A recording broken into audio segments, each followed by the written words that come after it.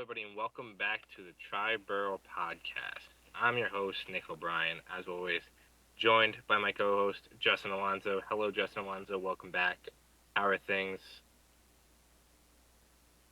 We lost Justin. Justin's gone. I'll be the only Alonzo talked about on this podcast. Exactly, because the other Alonso still doesn't want to sign. So there's nothing to say about that front. But if you missed our last episode, we talked about the Yankees outfield in our first roster deep dive. This will be our second, talking about the Mets outfield and their DH. But before we get into that, we do have a signing to talk about. The Mets did sign AJ Minter to a 2-year, $22 million deal with an opt-out after the first year. AJ Minter, left-handed reliever, much needed in the Mets bullpen. Long-time Brave, so come over and changes sides. He missed some time last year due to a hip injury, but he also got season-ending hip surgery towards the end of the season. By all reports, he should be ready to go by spring training, but obviously something to keep tabs on. David Peterson similarly had hip surgery in 2023 going to 2024. So the Mets do have some experience dealing with hip injuries. That may be something that Minter kind of saw as a plus for the Mets, because David Peterson came back, obviously had an excellent year coming from the hip. But when you're dealing with a hip issue, especially pitching, even hitting, there's so much that can go wrong with your mechanics and everything. So he did lose some velocity in his fastball. That may be coming from the hip. There's not a sure way to tell until we see him in game. But due to that, lost velocity on his fastball, it started to kind of throw more cutters. Both pitchers are really good. They grid out really well regardless. So it's not like his cutter is much worse than his fastball. But he's usually a fastball cutter changeup guy. So we'll see how he comes into spring training. But quick rundown of the 2024 year. 39 games, he pitched 34 innings to a 2.62 ERA, a 4.45 FIP, and his numbers were a little inflated. He had a bit of inflated home run to fly ball ratio, which that will probably regress back to the mean a little bit. And his left on base percent was really high as well, so you'll probably see that dip. But he still gets strikeouts, he still gets whiffs. 60th percentile or higher on chase percentage, whiff percentage, and K percentage. So overall, just a really good signing by the Mets. The 2 years was a little interesting, but obviously with the opt out, it can turn into 1 year. And 11 million is also seems a little steep to me, but it whatever. If he's good, it's probably a 1-year deal. So I don't really care. But before we move into the outfield, Justin, any thoughts on AJ Minter? I was just gonna say that probably also has to do with Tanner Scott, just like how much he ended up getting. But it's obviously the years are different, but that him and Clay Holmes, there was only a $2 million difference, and Holmes they're gonna try to be a starter. Yeah. A little again, the years is the years. That's the reason why, but No, a little definitely. interesting to look at it, as surface value. Yeah, definitely. But with that being said, we'll move on into the roster deep dive itself. Gonna be going over the outfielders in the DH spot today. We're gonna go in order of projected WAR.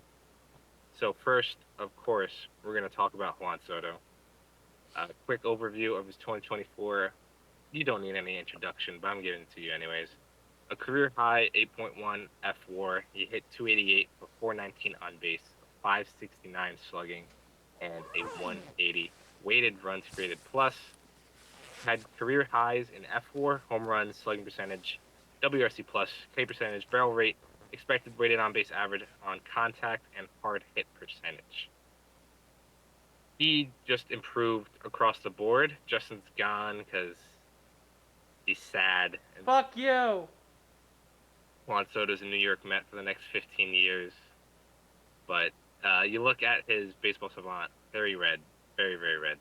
The only things he's not 90th percentile or higher on the hitting side is the launch angle sweet spot, whip percentage, and K percentage. Damn, he's But those are trash. all above He's average. horrible. So yeah, Juan Soto is just, I mean, amazing. There's, it's hard to talk about Juan Soto and kind of project Juan Soto when he's just this good, because it's just like there's not much to say. Um, Going into his age 26 season, he rakes at Citi Field. He rakes everywhere, so not like it It's matters. because the Mets have dog shit pitching. Yeah, for sure, definitely. But yeah, a lot of his improvements, he pulled the pulled fly balls uh, pretty well, and he also hit the most fly balls in his career.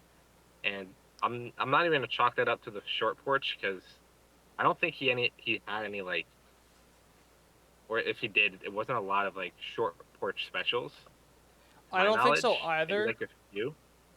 but I also think it's a thing of he noticed or he realized like, hey, it's a lot easier to hit a home run to right field than left field. So I'm just gonna pull Yeah, the ball. So even if they weren't short porches, it's more so the thing of avoiding the deep flyouts yeah. to left field, which I'm sure you saw the videos, like a couple of like ones that A were couple like of them died. 29 out of Yeah, 30s, and they were just caught out at Yankee Stadium. yeah. But luckily for him, City Field, left field is not nearly as bad. Obviously, they don't have the right field that Yankee Stadium does, but the dimensions on City Field are much more compact and not as drastic either way. If you look at expected home runs by park, he would have had an extra home run at City Field than he did his entire year last year. But yeah, I think City But Field fits. Yankee Stadium is a little league park. Got it. Uh, but I think City Field matches his more all field approach rather than just pulling the ball. So as much as I would like to see kind of this pull fly ball kind of stay around the same, if he spreads the ball a little bit, I don't think it's going to take away too much because balls that were caught at the wall at the Yankee Stadium and say left field, left center field, I think are probably going to get out in City Field. So I wouldn't be too worried about that. It And he is also had the also. lowest ground ball rate of his career. So I was just gonna say it also is a thing of. We were talking in the Yankee episode about Judge just being an outlier. Soto is an outlier in the sense of yep, he does not have to pull every fly ball for it to be a home run. He can hit a ball the other way and it still go 450 feet.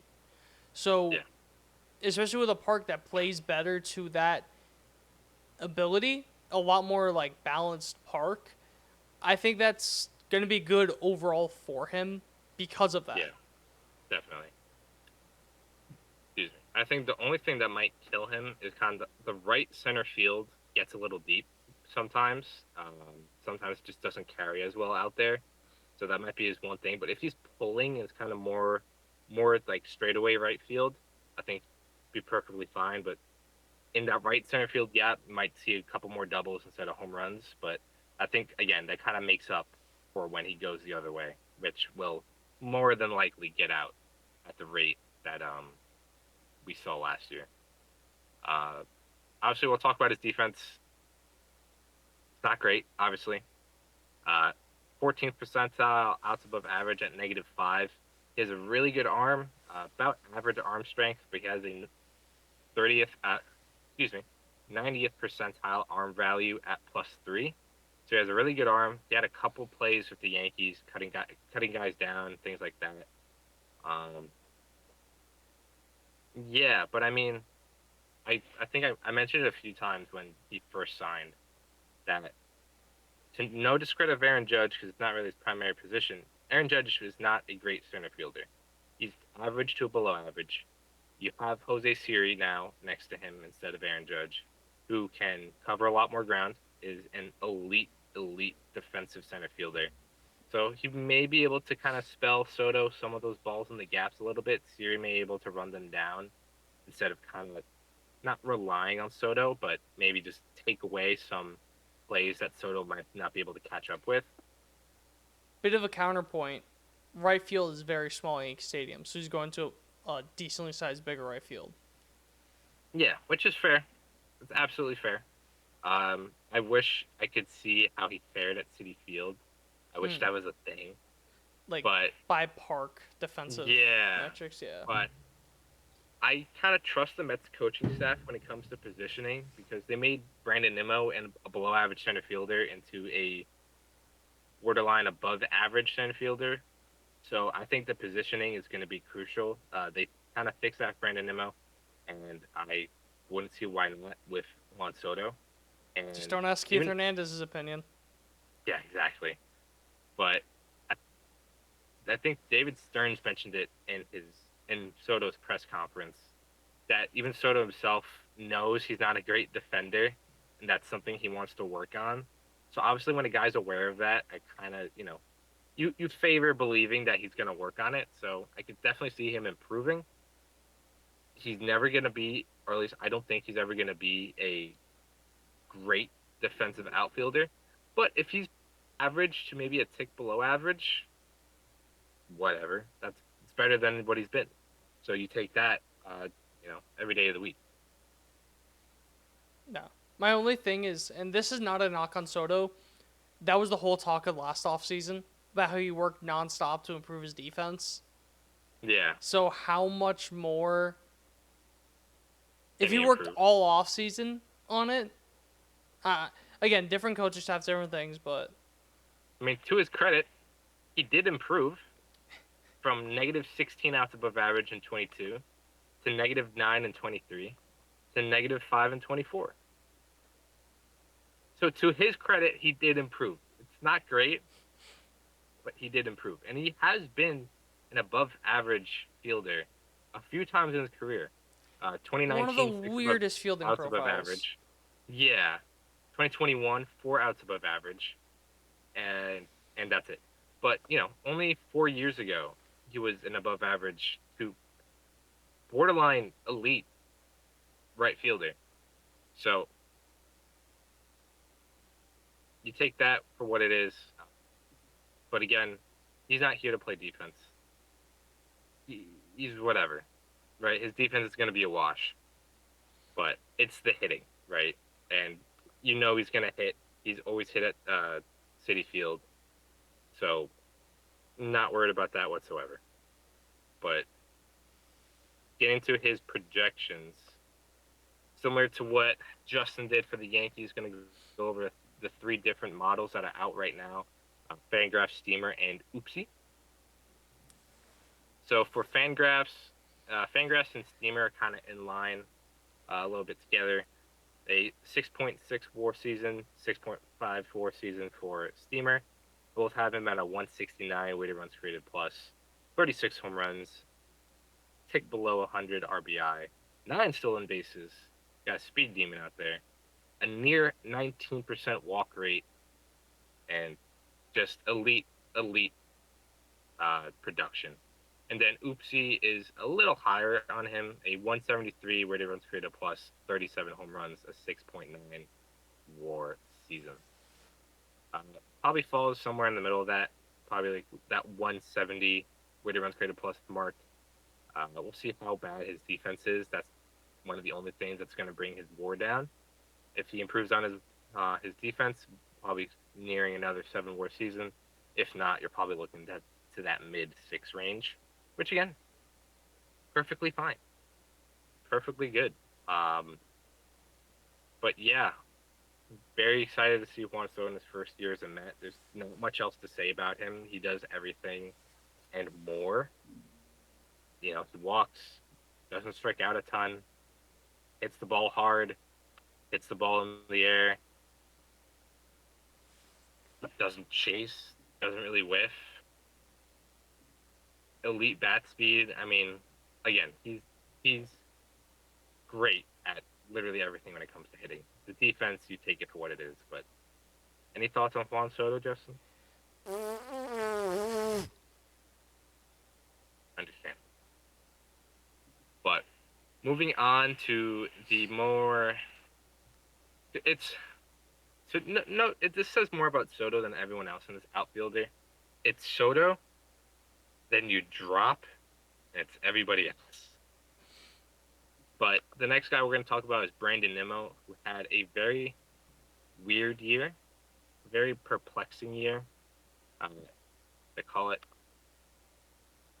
His season stats: a 2.7 WAR. He hit 224 for 327 on base, a 399 slugging for a 109 weighted runs created plus.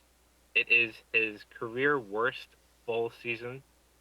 Obviously, Brandon Nimmo has not been a statue of health his entire career, so he had a couple short years where he performed a little worse. But this is his worst year, and where he played, 150 games or more. And it's still an above average year, but it's definitely not the Brandon Nimmo that the Mets have come to kind of lean on day in, day out. And it's a tale of two halves, really.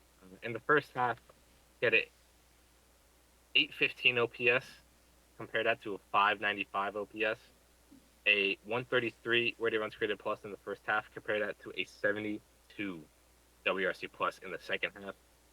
When all was said and done, he actually hit under 200 in the second half. Obviously, I'm not a big batting average guy. Um, it still has some value, and when you hit under 200, not really, unless you're Kyle Schwarber, not really a good way to slice and dice it. It was the second half was not good, but I believe it was reported that since May he was dealing with plantar fasciitis from May onwards, which is just very tough to play with basically 1 foot. So you kind of understand that a little better there, considering the second half struggles for Brandon Nimmo. But he still just produced. I was gonna say, looking at the on base. So the last couple of years, let's go back to what is it? To let's use 2018, 2022, 2023. 2018, he had a 404 on base, 22, 367, 23, 363. Look at Brandon Nimmo. You look at his first half. Why did this just go away? The first half, he had a 361 on base. So it was kind of like right in line with the guy that he's become, but then 277 second. Because that's the thing that immediately jumped out to me. Like, yeah, the numbers are just not good overall, but that on base just like immediately jumped out to me of 327. Yeah. Because I feel like that's what you know him as, the guy that has a high on base guy. He's been the leadoff guy for like his entire Mets tenure, almost. When he became a full-time position player, he led off like every single game. Obviously, Lindor is now that guy, and as of right now, he projects to be more of a cleanup hitter, which I don't hate, because my next point was going to be he had a 184 weighted runs created plus with runners in scoring position. That's including his horrible second half. And he had a 161 WRC plus in high leverage situations. Again, including his horrible second half. So he was elite with runners in scoring position and high pressure situations. That, sure, he might not be the prototypical cleanup hitter, but until you sign another bat, or until you sign Pete Alonso, Brandon Nimmo doesn't seem to be a bad choice for cleanup. He's gonna drive in runs, and you've kind of see it the past few years. He's been kind of slowly changing his approach from less of an on base guy to more of a home run guy. Not a huge home run guy, but more of a 25 home run bat type of guy. Because in 2022 he hit 16 home runs, a 367 on base, a 433 slugging. Then in 2023 he hit a career high 24 home runs. On base dropped a tick to 363, but his slugging went up to 466. And even last year, in his career worst season, call it, he's hit 23 home runs, which would be the second highest of his career. So you're kind of seeing that transition from a leadoff on base guy of Brandon Nimmo to more of a, RBI driving guys in type of player. And just the circle back on the men's scoring position, all that. That's not a fluke thing. Like, yeah, granted, like that really is high, and that probably is a little bit of an outlier. But his career is a 149 WRC plus, so runner in scoring position. 141 Right. to a men on base. So Yeah. like So you're not gonna get a 185 every year from him, but like yeah, he has shown that he is a elite hitter with runners in scoring position throughout his yeah, career, not even just last year. for sure. What if a And plantar it's so fasciitis weird. made him good with runners in scoring position? Like it's one of those things of like, all right, we're gonna take away your ability to hit unless there's runners in scoring position. Then we're gonna double it. That's what it felt like for the longest time in 24 with Brandon Nimmo.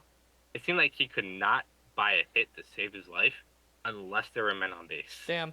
So he's It was literally the just weirdest a thing. more expensive roof net door. For the first like month or so, yeah, because I remember watching, and he was like one of the most unlucky players when it came to his batted ball data in baseball. And then he kind of something just clicked, and everything started going his way, and he should have been an all And then star. something popped. And then his foot just exploded. So, but I digress. Even in this down season, his batted ball data still looks really good. Second highest barrel percentage of his career, second highest hard hit. He did have the fourth lowest pulled fly ball percentage of his career, but he hit the third highest percent of fly balls. So kind of one goes up, one goes down. If you start pulling some of those balls, Brandon, you're gonna be could hit 30. I think he has a 30 home run season in him. Maybe not next year, but I think 1 year, 1 year before he retires, I think he's gonna get 30. I don't think that's crazy to say, Yeah. but no, the batted ball looks good. Bat speed actually got better as the year went on, surprisingly, even with the plantar fasciitis.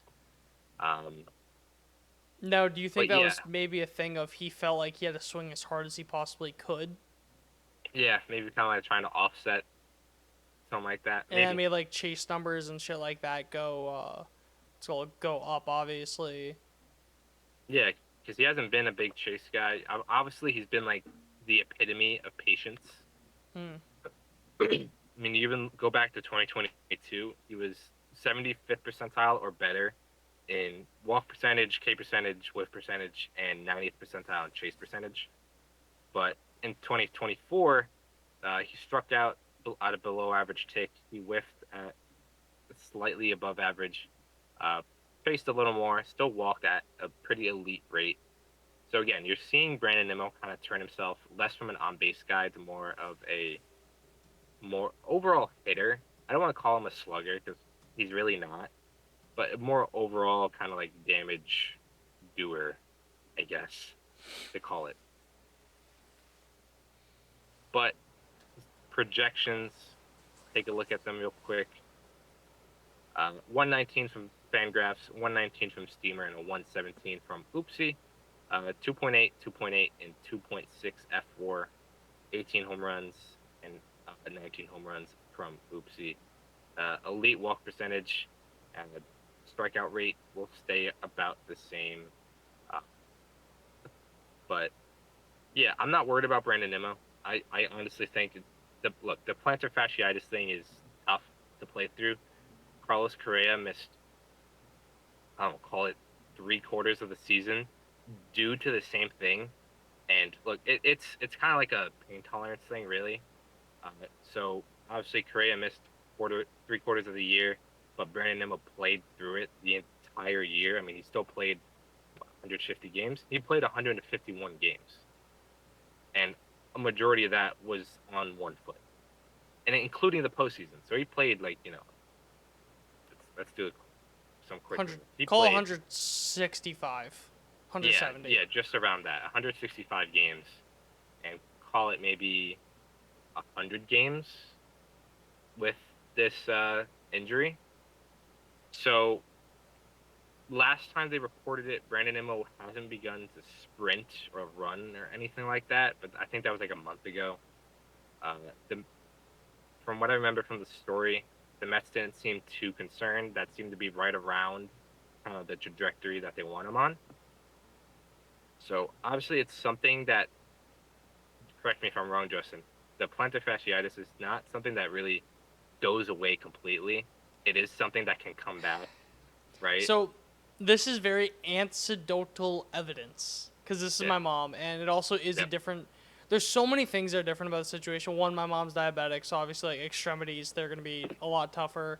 She doesn't have the access to the medical technology that these guys have. But like she had it for a couple of years because it just would never go away. Like it was Yeah. nagging, almost like a oblique on steroids, where like Right. it's so easy for it to come back. Again, she doesn't have access to the technology. She's diabetic. She's also, I think like 15, 20 years older at the time. Right. So, So yeah, it's definitely something to keep an eye on. Hopefully it's not. Excuse me. Hopefully it's not as big of an issue as it was last year, if an and she issue also at had it all. in both feet too. Ooh. Yeah. So it's Tough. not like she could like favor one foot. Like no, she just Yeah. had it in both feet.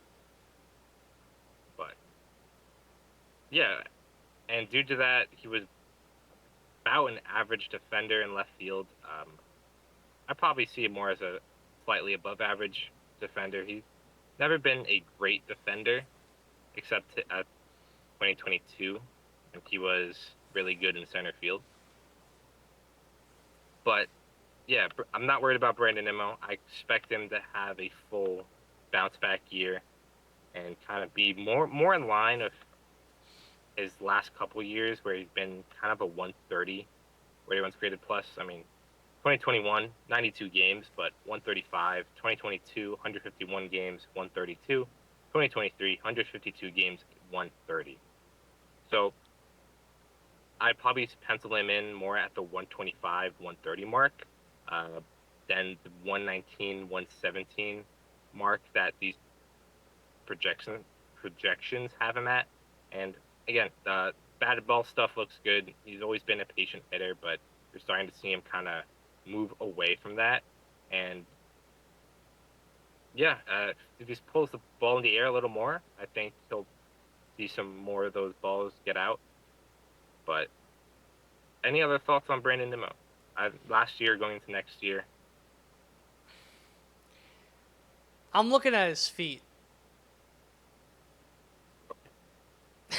No, but in all All right. seriousness, that's literally all that I'm looking at. Like that's the only cause for concern that I have is Yeah. how bad is the plantar fasciitis going next year. That's Yep. really all I care about. Yeah. And look, even with that, he had an above average year. Like, look, you want Brandon Nimmo to be a better hitter than he showed the last, call it, half plus of the season, but he still finished with a 109 weighted runs created plus overall. Obviously, the second half was brutal. There's a lot of times where he just looked lost, but yeah, I think we'll see him kind of bounce back more in line of what he's been the past few years. 2022, 3 stolen bases. 2023, 3 stolen bases. 2024 has one foot that doesn't work. 15 stolen bases. Gotta love baseball. I completely forgot about that. Yeah, his Gotta love baseball. stolen bases have been so iffy. But it felt like every time he tried to steal a base, he always got hurt. So it's just like, why try? But yeah, exactly. On one foot, he steals 15. So Go figure. next year it'll be 3 again. 3-3-15. 3-3-15. 3-3-15. Yeah. But the next guy we'll talk about is the new re-edition, Jesse Winker. In 2024, Jesse Winker put up a 1.3 F4, hit 253 for 360 on base, a 405 slugging for a 118 weighted runs created plus, and a 12.4 walk percentage, which was 96th percentile in all of baseball. But versus right-handed pitchers, which is really what he's going to be looking at, is he hit a 124 weighted runs created plus. Obviously, we touched on him in the last episode, just a teensy bit, but Jesse Winker obviously adds another bat to this lineup that was pretty necessary, especially from the left side. Probably going to see more, if not a lot, of his time at DH. Outfield, not so much. But all these guys I'm going to talk about today all have the ability to stand in the outfield, at the very least. But Jesse Winker, kind of a little bit of a kind of perplexing guy to look at because his batted ball data is not great. He's average or below average in everything that we usually talk about. Average exit velocity, barrel rate, hard hit rate. Um, doesn't really have great bat speed either. So it's a little tough to kind of project Jesse Winker. He did have the third highest pull fly ball rate of his career, but he had the lowest overall pull percentage of his career. Um, Obviously, his regular season with the Mets was pretty subpar and not exactly what you expected when they traded for him uh, the trade deadline. But the postseason is what everybody remembers. And in the postseason, like I said, he had the lowest pull percentage of his career in the regular season at 35%. But in the postseason, which again, small sample size, he had a 55.6 pull percentage. So that went from a 35 in the regular season to a 20% jump in the postseason, and he obviously saw a lot of success. So I'm sure that's something that the Mets will be looking at. Uh, just pulling the ball in the air. He's going to DH a lot, so you're expecting him to hit, and at the very least, he'll get on base. Again, 96 percentile walk rate, a 360 on base. So, Jesse Winker, the left side of that more than likely platoon. Uh, I think a full year with the Mets, I think, will do him well. He might not have as good of a year as he did with Washington. Citi Field is a much harder ballpark to hit in, at least at the start of the year. But I still think he could be a pretty big contributor to this Mets team, especially from the left side. So getting to his projections, Fangraphs and Steamer have him both at a 117 weighted runs created plus, a 1.2 and a 1.0 WAR. Oopsie, which again takes into account barrels and bat speed, which that is not really a part of Jesse Winker's game. They have him at a 106 weighted runs created plus at a .6 WAR, but they all have him around 10-ish home runs. The walk's going to be there. Not going to strike out a ton. How many games? But for the projections, Yeah.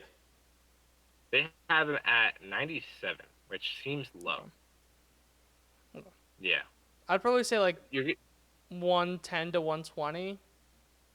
Maybe a yeah, little last more. year, for reference, he played 145. But he was more of an everyday player with Washington and became more of that platoon with the Mets. Because So, the Mets or the Nationals didn't have someone that could platoon. yeah, basically. But another thing to keep in mind with Jesse Winker is down the stretch he dealt with a back issue. And he's dealt with a back issue for the past few years. It's been kind of a reoccurring, kind of nagging injury. So you're going to start seeing a pattern here that a lot of these guys have even starting with Brandon Nimmo. As much as he's been pretty good the past few years, his whole career he has not been a statue of health. Neither has Jesse Winker. We'll get to him later. Neither has Starling Marte the past few years. So there's a lot of guys in this outfield.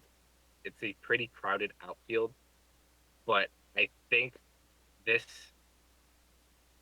they have kind of given themselves a bit of a safety net because they have 6 outfielders on their roster, on the 26-man roster.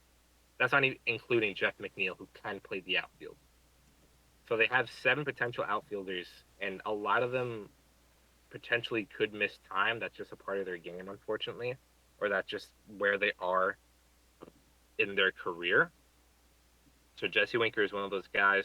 So that back issue, someone to keep an eye on. But yeah, I thought 97 games was a bit low. But yeah, kind of a 117 WRC plus. I think that's fair to say. If you call it 117, he'll probably be around a 120, 125 against righties, and that's really all you're looking for. And just lengthens the lineup. That's really all you're looking for. He doesn't need to be this huge slugger. He's really there to get on base. He'll hit you a few home runs, and of course, he'll just give you incredible vibes. That's the most important thing. Jesse Winker is the vibe guy, and he's back. So couldn't be happier. But Justin, you got anything else on Jesse Winker? I this is more a thing I had too with Winker overall is that like he just had to be back, regardless of your plan of Alonso or not. He just had to be back. Yeah, yeah. The way he fit into this clubhouse was just he meshed in so well for a few years of I don't know how to Being put a it top 10 lightly. most wanted list. Yeah, he wasn't. It from a lot of reports, it didn't seem like he was a great clubhouse guy. I feel like you heard a lot of stories about that with the Brewers and with the Mariners, especially. But you see him with the Mets, and you're telling me this guy was an issue? Like he just seemed like to do a complete 180 with the Mets, and he fits in so well. He knows a lot of the guys. So again, to your point, yeah, he had to be back, and I'm very happy that he is. But and plus he gives the team an edge that I feel like they lack sometimes. You look up and down the lineup. Obviously now Soto kind of gives you a little bit of that too. But everybody in that lineup, call it last year, kind of just went about their business. Like no one really, I don't want to call it showboating, but like nobody really pimped home runs or kind of like maybe some of the kids like Vientos and Alvarez kind of like hyped up a lot, but a lot of the veterans, not really. Jesse Winker definitely gives you a different look when it comes to energy. And again, I think that's really good for the clubhouse. But moving on from Jesse Winker is your new center fielder, Jose Siri. Jose Siri is the epitome of all or nothing, but we'll get into that after looking at his 2024 season. So in 2024, he had a pretty down year. Still put up a 1.9 F4, but he hit 187, but 255 on base, a 366 slug, and a 78 weighted runs created plus. Now, he's not here to hit. If you think he's going to hit, get that out of your head, because that is not what he does. What he does is provide elite defense in center field with 16 outs above average in 2024. He hit 63rd percentile in arm value, 97th percentile in arm strength. He is in the top 15 in all of Major League Baseball in Fangraphs DEF, which is basically just like defensive war. If you kind of want to look at it like that. Top 15, all of baseball across all different positions. Jose Siri is among the elite of the elite defenders. And he brings speed as well, 99th percentile in sprint speed with a +2 base run value. But his hitting is where it gets fun or a little interesting because he does not do anything well. He, second percentile in expected batting average, first percentile in squared up rate, 12th percentile in chase rate, first percentile in whiff rate, first percentile in strikeout rate at 38% of the time. But when he hits the ball, whenever that is, every once in a blue moon, he hits the fuck out of the ball. 94th percentile in barrel rate, and his expected weighted on base average on contact in 2024 was 446, which is top 9% of baseball. He's in the 91st percentile of expected weighted on base average when he makes contact. If this guy could hit even a lick, he would be one of the best center fielders in baseball. But he can't. But he can't at all. So he brings a shit ton of potential with the bat. I mean, in 2023, with a sub 300 on base, with a sub 270 on base, He hit 25 home runs, which is insane. I don't think he's going to do that again just because he profiles so poorly in so many ways. But this is a guy that can hit you, 15, 20 home runs from the ninth hole, which I think is pretty valuable. It's not going to be pretty to watch a lot of the time. I bet he's definitely going to be one of the more frustrating Mets to watch this entire season.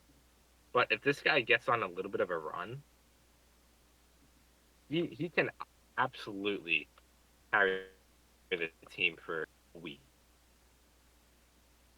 Even if you go month by month, I remember looking at this last, but let me pull up his splits real quick. If you go month by month, his weighted runs created plus in beginning of the season 72. In May he had a 94. In June, how many games? In 25 games, he had a 141 weighted runs created plus. If Jose Siri gets hot, he has the potential to be a borderline all-star level bat for a limited time only. I was I'm gonna not say saying a he's gonna limited be time that. only. A special deal for a month, maybe he can be Give a me 3 borderline weeks. all-star level bat. Yeah, I can give you 3 weeks, but he's so fun to just kind of look at because he is an elite defender. His arm is really good. He has the speed. He has the raw power. He just cannot hit to save his life. But when he makes contact, it goes far. And as a 9-hole hitter, if he runs into 20 home runs in a year, amazing. Absolutely amazing. But looking into his projections, again, the games are a little odd. All three models have him around 96 games. He's played 130 and 101 the past 2 years.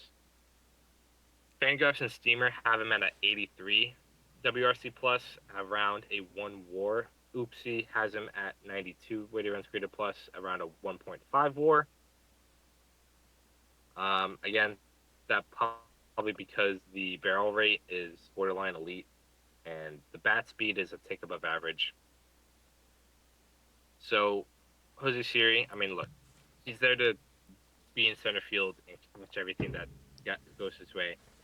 I do think he's an upgrade over Harrison Bader. I think defensively, for sure, upgrade.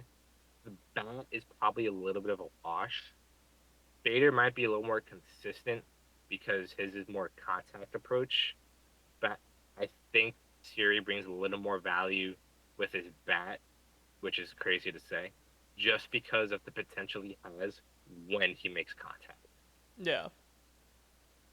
I don't know if you had anything else to add on Jose Siri. You thought Harrison Bader would be an inconsistent player that go on insanity runs? Boy, oh boy, Mets fans. Yeah, watch You're out in for for a Jose treat. Siri. You're in for a Yeah, treat. absolutely. Absolutely. Definitely going to be an interesting one. But He literally is just a more cracked out Harrison Bader. He's Harrison yeah. Bader, but if every time you said his name, your phone went off. What? Oh my god. Siri? Oh my god. Moving on. Moving on to Tyrone Taylor. Tyrone Taylor, probably your fourth outfielder, most likely your fourth outfielder. 2024 had a 1.2 FWAR, hit 248, 299 on base, and 4.0 something slug, but I typed a comma instead of a number. So good job, me. But he graded out as a below average offensive player for 98 weighted runs created plus.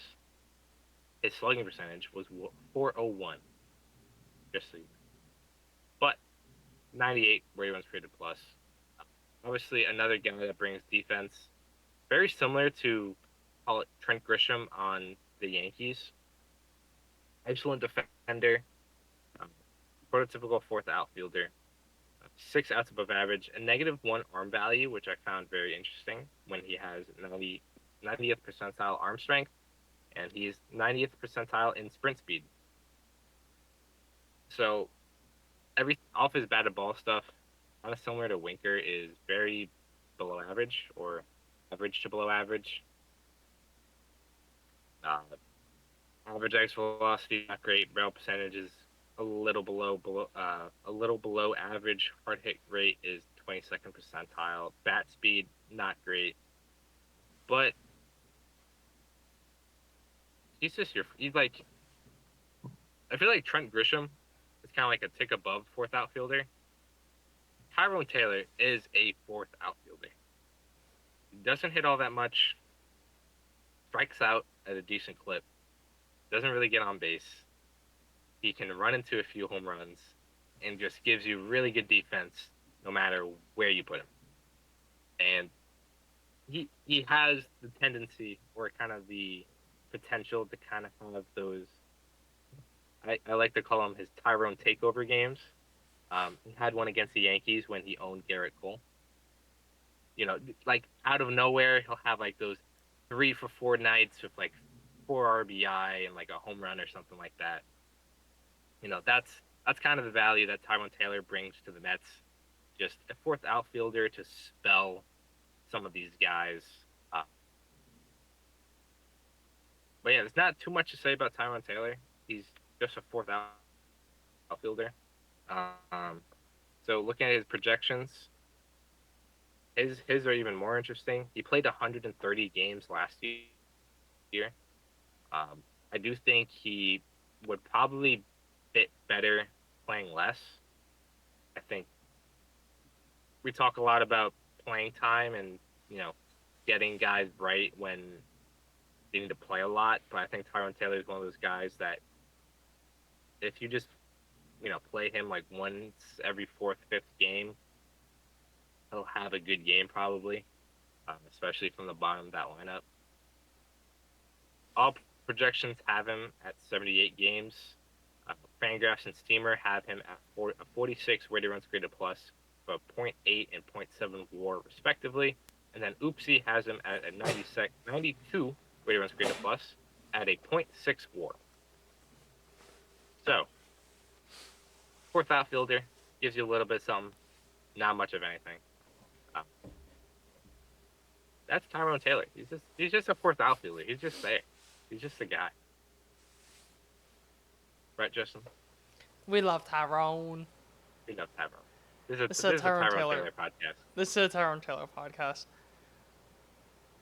Dennis But, Santana, Tyrone Taylor, the goats of this podcast. oh my god, honestly. Goats. Two goats. But the last guy we're going to talk about, who has his name's been brought up in trade rumors. Apparently, they almost traded him to the Royals during the winter meetings, but that deal fell through. Starling Marte. Starling Marte is last year of his contract, his 4-year contract. He missed a lot of time last year with the groin injury. He is 30 something years old. No, Starling Marte, not Alec Marsh. Jesus Christ. He is 35 years old. He's going to be 36 he is 36. He turned 36 in October. He's entering his age 36 season. But that being said, I am pretty high on Starling Marte. And I'll tell you why in a second. In 2024, he played 94 games, put up a .6 FWAR. He hit 269, a 327 on base, a 388 slug for a 104 weighted runs created plus. But versus left-handed pitching, he hit 310, a 384 on base, a 460 slug for a 141 weighted runs created plus. He is most likely going to be the right-handed side of that DH platoon with Jesse Winker, unless he gets traded. I still honestly think he's going to be on this Mets roster.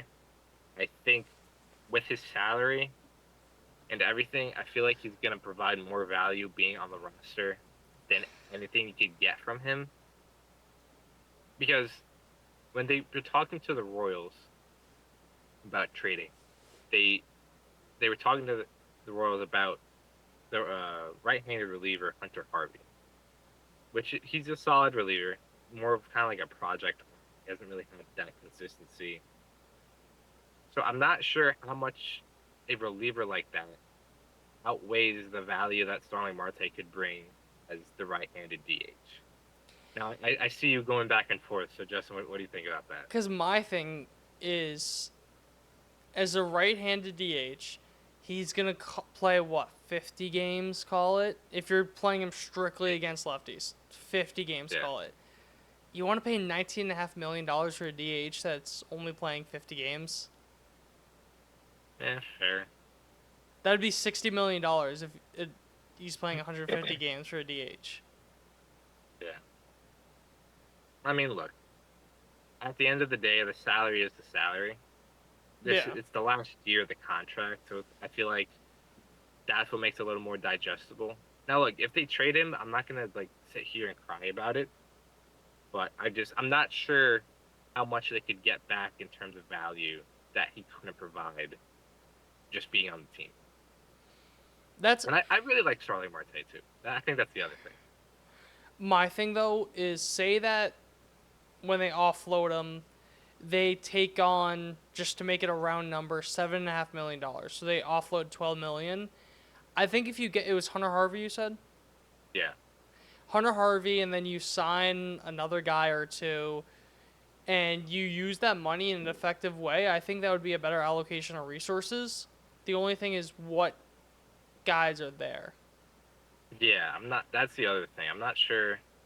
Because obviously, Marte is just another outfielder who most likely profiles more as the right-handed platoon.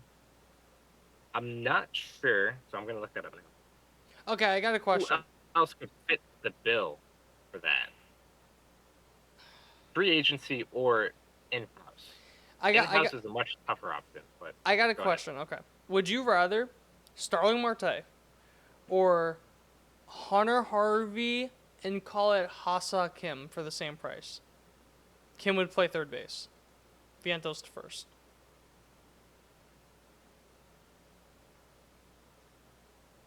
I think I'd rather Starling Marte. Really? Yeah, I think. Let's say Alonso's gone. Alonso not happening. I assumed, yeah. I mean, look, from a value standpoint, I think Kim and Harvey are probably give you more. Kim is obviously coming off like shoulder surgery. He'll be back mid to late April. Yeah. He'd miss the amount of games Starling Marte would play in a year. Yeah. I wouldn't mind that. Hunter Harvey and Nico Horner. It's the same. I think Horner's a bit Horner, better, but to me, it's like the same player. Both like 3 WAR players on a good day.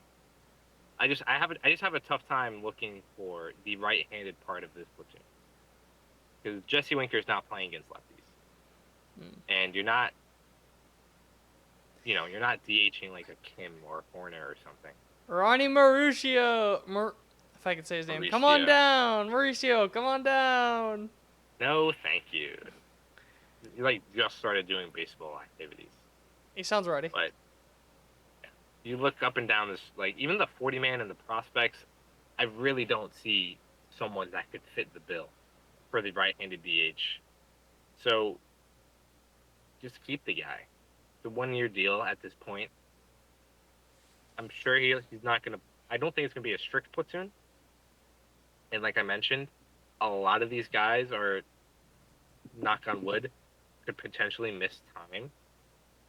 Starling Marte is probably the highest of that list, ironically enough.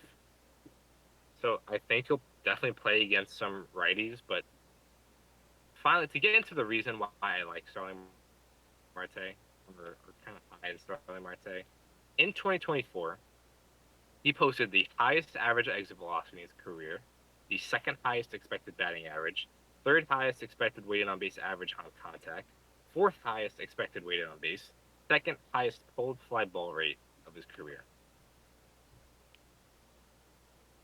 A lot to like when it comes to his batted ball data. And the other thing too, for some reason, Starling Marte is absolutely jacked. He is a large man. He has not hit more than 23 home runs in this season.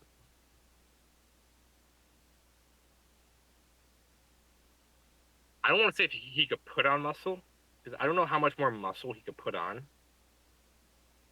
But if he could kind of focus on hitting and kind of just delve more into the hitting aspect and just being that right-handed DH that will sometimes play the outfield, I think this is a guy that could be A, really good against the lefties, and B, be serviceable enough to righties where you don't need to strictly platoon him, and you can play him to give guys time off. Mm-hmm. Now I got a name. He's age 36 season. He's putting up some of the highest batted ball numbers in his career. I got a name now. Do you know? So say that you trade away Marte. Let's call it All you're right. saving $13 million. Okay. And then this guy, I do not see him getting money, like that much money. But a guy that had a 117 WRC plus last year, that could be that guy that would DH against your left-handed pitchers. Probably would only cost about $6 million. A reunion with the Mets, Justin Turner.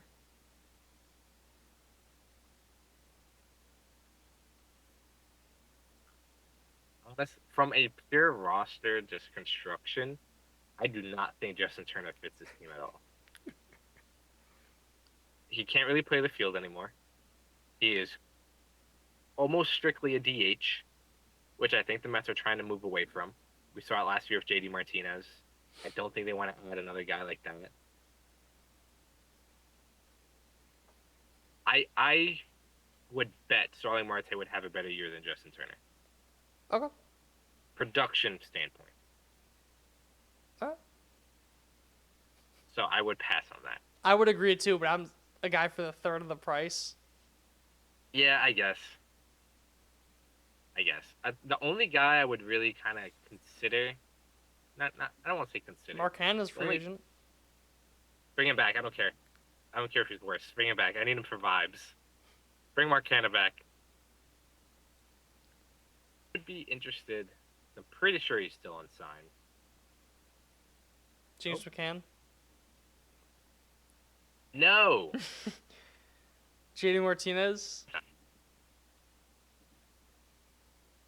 If my computer would allow me.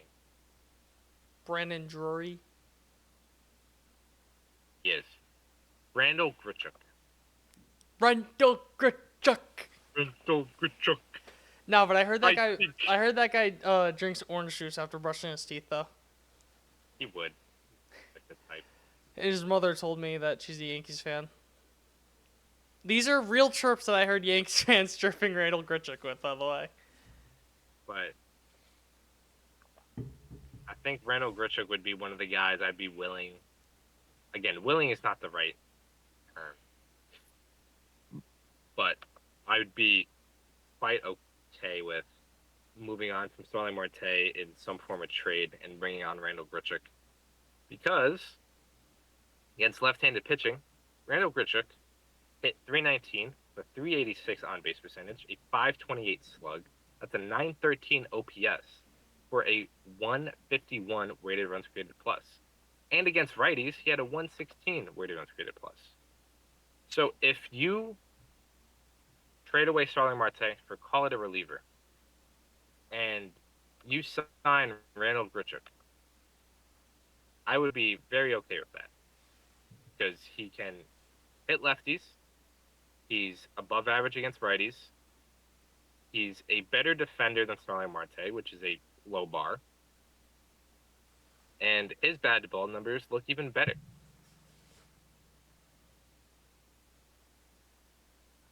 above average in everything except for sweet spot. He's about average. His expected weighted on base is better. Average exit velocity, hard hit, barrel, all that stuff, all better than Starling Marte. So that's somebody I would be willing to move on from or for moving on from Starling Marte. But if we look at infield, there's not a lot of infield left that are unsigned that I would kind of. I mean, you're not platooning Alex Bregman. I don't think you're platooning Ha-Seong Kim. If you bring back Jose Iglesias, move on from Starling Marte, bring back Iglesias. You're not DHing Iglesias, but if you kind of like move the roster around, maybe you DH Vientos on that day or whatever, I'd be okay with that. There's this guy out there that hasn't signed yet. He's an infielder. Pete Alonso, I think, would make a pretty good fit on this team. Just saying. But point is, there's not a lot of guys I would rather have currently available. Free agency. Trades completely different. Right now through free agency, there's not a lot of other guys I would rather have as a right-handed platoon than Starling Marte, who A, has been on the team, B, put up good numbers against lefties, and obviously is already under contract. So that's kind of my spiel. Now I know you threw a lot of names out there, but at the end of the day, would you keep Starling Marte? Would you kind of like actively try to trade him? I'm trying to get that money as far away as I can. Yeah. Then again, Steve Okay. Cohen, this is his fun money, so it doesn't Yeah. really matter. But the deadline's gonna be a lot more manageable, whatever. But I would Guantanamo Bay. Yeah. I mean, look, if come the deadline, if some prospect like comes up and produces and can kind of take his role, great. Yeah. See ya. Thanks for everything. He was a very good Met, but your contract's up anyway, so goodbye. But as of right now, there's no prospect that I can realistically see that happen with. So Starling Marte, I think, is better off on this roster than off. I think the platoon of him and Jesse Winker can work very well. It's just a matter of how much he stays healthy. So speaking of which, looking to the projections, I think he's staying healthy at all. Or if they do, he's not playing. He's projected to play 66 games, not even 300 plate appearances.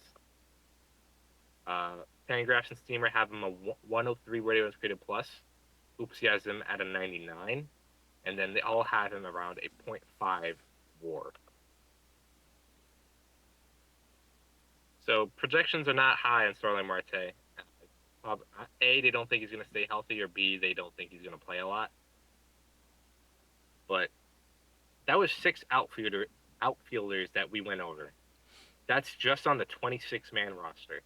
And that's not including Jeff McNeil, who, again, is going to primarily play second base until proven otherwise, but obviously can play outfield as well. So there are 7 potential outfielders on this roster. Now, you may be wondering, I never mentioned Drew Gilbert. I have a hard time seeing a path for Drew Gilbert on this roster, especially after missing a majority of the year with his hamstring issue. Now, my computer is about to explode, so it's a little slow. But bringing Drew Gilbert in 2024, his entire minor league season, he had an 82 weighted runs created plus. He hit 205 with 313 on base, a 371 slug. Obviously, a lot of that, I think, would be okay to kind of throw away as the kind of an injury-plagued season type of thing. But he no longer really projects as a center fielder. So he's not going to play center field, I don't think. Juan Soto's in right field. Knock on wood, he stays healthy. Not gonna play right field.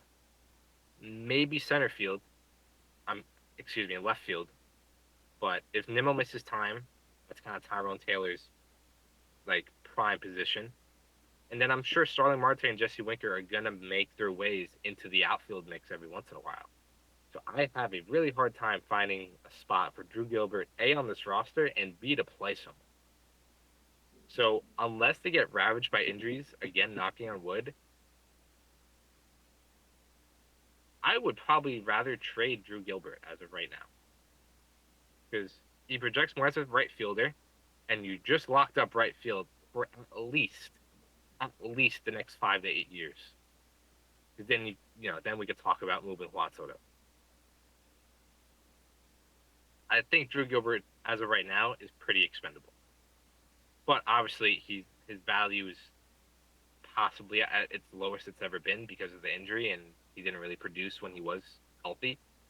So I find that hard to believe that they would find a trade partner that actually gets something of value back. But Drew Gilbert's the only other guy I could see playing the outfield for the Mets this season, hypothetically. But realistically, I have a hard time picturing him even getting called up. I think this outfield is way too crowded. Yeah. Way too much depth, too. Yeah, which is not a bad thing whatsoever. It's very good. Again, I think they've created a very good safety net for themselves because Brandon Nimmo can easily miss time. Starling Marte, I think, is a lock to miss time. Jesse Winker could be banged up because of his back. Tyrone Taylor is, a fourth outfielder. And Jose Siri doesn't play every day. And if his bat gets that bad, he might not be playable to begin with. So I think they've created a really good safety net for themselves with the depth. I do think it does hinder the roster flexibility just a tad because you have two outfielders on your bench and then a backup catcher with Luis Torrens. So as of right now, Luis Angel Acuna is projected to be kind of like that utility infielder, which I don't like. What I've talked about in the past. Someone like Brett Beatty, who's gotten his chances, if he was good defensively, kind of like in a few places, I'd be okay with that. But Luis Angel Acuna, who just had a cup of coffee with the major leagues, did not really have a great AAA season. I'd much rather him be in AAA and getting him everyday reps than having him as a backup infielder. So that's still another spot they kind of need to figure out. It's either corner of the infield and then the last bench spot, I really think, is kind of the last two spots. And of course, they can add to the bullpen that they need to figure it out. But getting back to this outfield, Justin, what are your thoughts on the outfield as a whole? Like, how do you think you see things playing out as the season goes? Oh. Soto's a lock, Yeah, obviously. Nimmo, I think, is a lock, too. It really just comes down to center field, where if Siri can be as good defensively and run into a couple home runs, if not, I think they may try and force something. Whether it be a trade, maybe call up Drew Gilbert and either have him in center or Nimmo in center, which, like you said, Nimmo's not as good as he used to be defensively in center field. They're in a good spot, but it could be a little better, especially I think when the money tied up to Marte, because you're almost gonna have to force him into it. yeah, In my opinion, that's a lot of money for a guy that's probably only gonna be playing 50, 60 games. yeah, which is fair, which is absolutely fair. But yeah, I think the DH, I think, is literally just going to be to rotate the outfield. I think Nimmo's going to get a couple of days there. Soto's going to get a couple of days there. Obviously, Winker and Marte are locks to be there. So I think the DH is literally just to rest out. I'm sure, if they do sign Pete Alonso, maybe he DHs a game, Vientos plays first, whatever, Vientos DHs, whatever. But as of right now, this DH is the rest outfielder spot. But again, I think they built themselves a pretty good outfield. Obviously, Soto's going to do his thing. think you're looking from a bounce back from Brandon Nimmo. Jose Siri, I think you take what you can get. He's obviously going to be good defensively. Offensively is yet to be seen. We'll see how he plays in Citi Field. Tyrone Taylor's your fourth outfielder, and then Jesse Winker and Starling Marte are your platoon at DH, which I think could work very well. So if you got nothing else, I'll take us away. No. So with that being said, that's our outfield kind of deep dive on the Mets. Let us know what you think. Would you trade Starling Marte? Would you keep him? Do you think the platoon's going to work? But thank you guys for listening. Thank you guys for watching. As always, remember to follow all of our social media accounts. Subscribe to us on YouTube. Follow us on Spotify and Apple Podcasts so you never miss an episode. Remember to leave us a rating there. It really helps us out and really lets us know that you're enjoying the show. All of our social media accounts at Triboro Podcast, Instagram, Twitter, TikTok is alive, Facebook. That's everything. So thank you guys again, and we'll see you in the next episode.